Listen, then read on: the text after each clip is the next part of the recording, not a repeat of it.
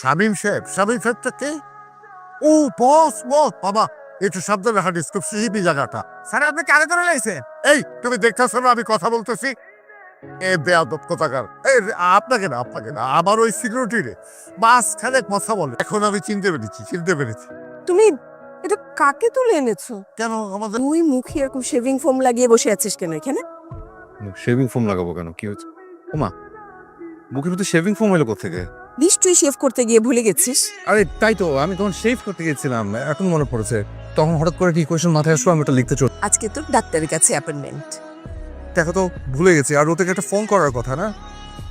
কি ফোনটা কোথায়? মা দেখো তো ফোনটা কোথায় রাখো। এখন ফোন হয়ে গেছে। বাবা কি খুঁজছিস? ফোন, আচ্ছা আমার conference. Doctor! Sorry, doctor. Doctor কেন? তলপেটের বাঁ পাশটা একটু ব্যথা করছে, টেনশন করো না, তেমন বড় কিছু না নিশ্চয়ই। আমার ফোন, একটা ফোন দাও তো। আরে এই তো আমার ফোন তোমার কাছে কেন? তাহলে আমার ফোন গেল কোথায়? সেটা আমি কি করে বলবো বাবা? তাহলে আমার ফোনে একটা ফোন দে বাবা আচ্ছা ঠিক আছে। হ্যাঁ দে। এই যে তোমার ফোন, এইখানে আসলো কি করে? তাড়াতাড়ি বলতে পারবো না কিভাবে এলো। যেমন বাপ তেমন তার বেটা। তুমি এই তো ভালো। আপনি তো আর কিছু জানালেন না। কি জানাবো? আবির ভাই, আমি আপনাকে প্রপোজ করেছিলাম, আপনি আমাকে বলেছিলেন ভেবে জানাবেন। আপনি এখনো কিচ্ছু জানান বলেছি যখন নিশ্চয়ই জানাবো, নিশ্চয়ই কালকে। আর একটু ভাবি। করেন ফোনে। হ্যালো মা, মা আমি কোথায় যাবার জন্য বের হয়েছিলাম? তুই হসপিটাল যাবি। ও হ্যাঁ, থ্যাংক ইউ মা। তাই তো, আই তুমি লন্ডন থেকে কাপড়গুলো এনে অগণ করে। এই যে জি? আপনি দাঁড়িয়ে আছেন কেন? বুঝলো? হ্যাঁ বসুন। আপনার নাম আবির রহমান? জি। এবার বলুন আপনার কি সমস্যা? জি, তলপেটের বাঁ পাশটা প্রায় ব্যথা করে আর কি। মানে আগে খুব একটা রেগুলার করতো না, কিন্তু ইদানিং একটু রেগুলারই ব্যথা হচ্ছে। আসেন এখানে শুক্র। ব্যথা শুনে কোন দিকে বললেন? বাঁ পাশ, তলপেটের বাঁ পাশ। কি হলো? কারো আছে। এটা দেখছেন কি? জিপ কি এটা? ইনজেকশন। আর একবার যদি নড়াচড়া করে সোজা এটা পেটে ঢুকে। না ঠিক আছে, জি। ইউরিনের স্যাম্পলটা জমা দিয়ে তারপর আপনি আবার এখানে আসবেন। হ্যালো, আসসালামু আলাইকুম স্যার। হ্যাঁ রিয়া, আবির ছিল। স্যার উনি তো আজকে আসলো চেম্বারে, কিন্তু ইউরিনের স্যাম্পল জমা না দিয়ে চলে গেলেন, কিছুই বুঝলাম না। আপনি আজকে এসেছিলেন আমার চেম্বারে, ইউরিনের স্যাম্পল জমা না দিয়ে চলে গেলেন কেন? ও সরি, আমি ভেবেছি যে ওই আমাদের বাড়ির মানে সরি, আমি ইউরিন ওটা তো আমি সাথে করে নিয়ে চলে এসেছি ভুল করে। হোয়াট? মানে কিছু মনে না বলে আমি এখন আবার আসি। না বুঝতে পারছি না আপনি আসলে কি বলুন তো। না আমি বের হয়ে যাচ্ছি, আপনি কাল আসুন। জি ভালো আছি, আপনি ভালো? জি, আমি মানে ওই যে হেলমেটটা পরতে ভুলে গেছি। কোনো সমস্যা নাই স্যার। প্লিজ স্যার, এইখানে। জি, ডাক্তারের কাছে এসেছি। ও আচ্ছা। হ্যাঁ বসেন। স্যাম্পল জমা দিয়েছেন? জি। আমি তো খুব টেনশনে ছিলাম যে আপনি এবারও ভুলে যাবেন। আপনি কিরকম সবসময় ভুলে যান? জি না, ওই মাঝে মাঝে একটু অ্যাবসেন্ট মাইন্ড হলে আর কি। আচ্ছা, এখানে আমি কিছু মেডিসিন লিখে দিয়েছি, নিচের ফার্মেসি থেকে কালেক্ট করে নেবেন। আর প্লিজ একটু মনে করে সময় মতো মেডিসিনগুলো খেয়ে নিন। আপনার মাকে খুব ভয় পান? অনেক। মা ভীষণ রাগী, খুব বকাঝকা করে। তো বকবে না? এভাবে সারাক্ষণ ভুল করলে তো বকবে। আচ্ছা আমাকে একটা কথা বলেন তো, আপনি সবসময় এত ভুলে যান কেন? সব সময় ভুলে যায় না তো, মাঝে মাঝে যখন খুব প্রেশারে থাকি তখন ভুলে যাই, আর এটাই মাকে বোঝাতেই পারি না। আসেন। ও হ্যাঁ তাই তো, বাবা উনি ডক্টর রিয়া। আন্টি, এখন আপনি পুরোপুরি সুস্থ, টেনশনে কিছু নেই। একটা ওষুধ আনতে হবে, পারবেন তো? ভুলে যাবেন না তো আবার? কি ওষুধ আনতে হবে আপনি আমাকে একটু লিখে দেন, ভুলেও যেতে পারি, আমি টেনশনের মধ্যে আছি। আমি টেক্সট করে দিচ্ছি, আপনি নিয়ে আসুন। ঠিক আছে।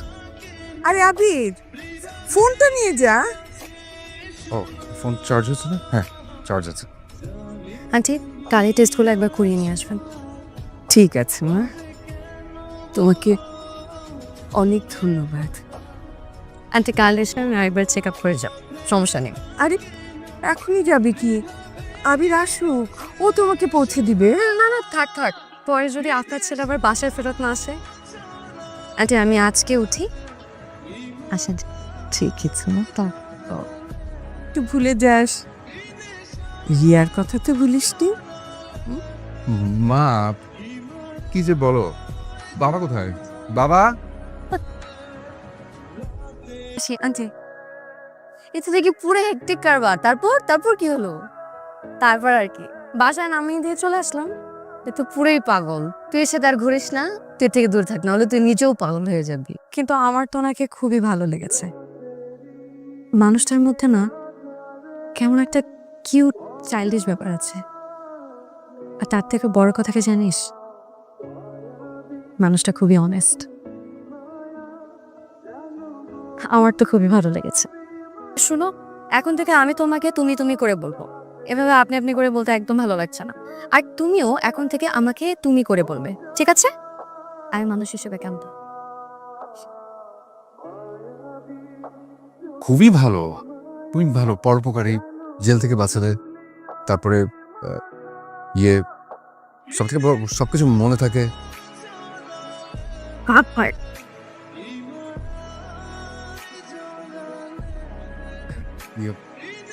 বাদাম খাবেন?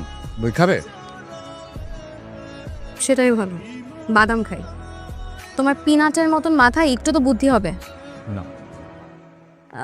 আমি বাদাম ছিলে খেতে পারি না, আমার হাতে ব্যথা লাগে। আচ্ছা ঠিক আছে, আমি ছেলে দিই। ঠিক আছে, আপনি জানেন রাখেন। এটা কি দিয়েছো তুমি? সরি, আমি বাদাম রেখে বাদামে খোসা দিয়ে দিয়েছি। আমার একটু পানি এনে। আরে না না, দরকার নেই, পানি আনতে গেলে তো ভুলে যাবে তুমি। আমি যে কি টেনশনে ছিলাম। কেন? ভেবেছি তুমি যদি ফিরে না আসো। না না, দোকানটি অনেক দূরে ছিল, আমি আসবো না কেন? ভেবেছি যদি ভুলে যাও। তোমাকে কেন বলবো? তাই কেন? আমাকে বলবেন না। কেন? বাবা বলে আমি নাকি কঠিন জিনিস ঠিকই মনে রাখি। আমি কঠিন জিনিস? সরি, মানে আমি আসলে কে রে, ছেলেটা তো এখনো এলো না। দেখি ফোন করে বললো তো রওনা দিছে।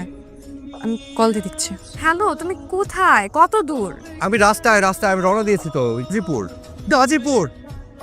তুমি না উত্তর আসিয়া কথা, তুমি গাজীপুরে কি করো? সেটাই তো আমি বুঝলাম না, আমি কিভাবে ওই অ্যাবসেন্ট মাইন্ড। তুমি তো এখন অ্যাবসেন্ট মাইন্ডের কারণ। আমি আসছি, সরি, হ্যাঁ চলে আসছি। আচ্ছা ঠিক আছে, আসো তাহলে, গাড়ি ঘুরায় আসো। আমি রিয়ার মা। জি। ও আসসালামু আলাইকুম আন্টি। আন্টি আমি আসলে সত্যি সরি, আসলে আমি না উত্তরা আসতে গিয়ে আমি ক্রস করে কখন যে অ্যাবসেন্ট মাইন্ডে আমি গাজীপুরের দিকে চলে গেছি। মানে আমি জানি আঙ্কেল আপনি কাজে বেরোচ্ছিলেন, আমার জন্য দেরি হয়ে গেছে। সত্যি আমাকে মাফ করুন। কোনো অসুবিধা নেই বাবা, আসো সরি আঙ্কেল, মানে আমি আসলে ওই ভুল করে ওই উত্তর ক্রস করে গাজীপুরের দিকে, মানে একটু অ্যাবসেন্ট মাইন্ড। আচ্ছা, তোমার কি প্রায়ই এরকম ভুল হয়? না সবসময় হয় না, ওই মাঝে মধ্যে যখন অনেক বেশি টেনশন করি কিংবা খুব একটা প্রেশারের মধ্যে থাকি তখন একটু এলোমেলো হয়ে যায় আর কি। এমনিতে সব কিছু ঠিকঠাক আছে। আপনি যদি আমাকে মনোবিদ্যা কিংবা গণিতবিদ্যা নিয়ে কোনো কিছু জিজ্ঞেস করেন আমি কিন্তু বলে দিতে পারবো। আমি সিগমুন্ড ফ্রয়েডের জন্মসাল বলে দিতে পারবো আপনি যদি জিজ্ঞেস করেন। আমি যে কোনো অঙ্কের জটিল সমীকরণ বলে দিতে পারবো। আমি ফিবানাক্কা রাশিমালা বলে দিতে পারবো। আমি সব কিছুই মানে বলতে পারবো, কিন্তু ওই সমস্যা হয়ে যায় ওই প্রতিদিনের অ্যাক্টিভিটিসের কারণে। মানে যদি আমি গবেষণা কেন্দ্রে কোনো কিছু নিয়ে ভাবতে থাকি তখন একটু সমস্যা হয়ে যায়, মানে মাইন্ডটা এদিক ওদিক গিয়ে অ্যাবসেন্ট হয়ে যায়। তুমি কি বলো তো? কি? তোমার মুখে কিছু আটকায় না? পানি কেন মুখে আটকাবে? ও হ্যাঁ, মাধ্যমিক আটকে তখন ভীষণ খাই। সেটা বলছি না, বাবা মার সামনে তুমি এতক্ষণ কি বললা? কি বলেছে? নিজের বিয়ের কথা নিজে এভাবে কেউ বলে? আমার বিয়ের কথা আমি বলবো না তো কে বলবে? আর ভুল কি বলেছে? আমার মনে যেটা এসছে আমি সেটাই বলেছি। ঠিক করেছি মনোবিদ্যার গণিতবিদ্যার পাশাপাশি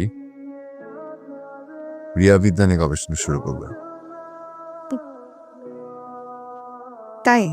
হুম। এই দুই বিদ্যার থেকে কিন্তু রিয়াবিদ্যা অনেক কঠিন। জানি, কারণ বাবা বলে আমি নাকি কঠিন জিনিস সব থেকে ভালো মনে রাখি।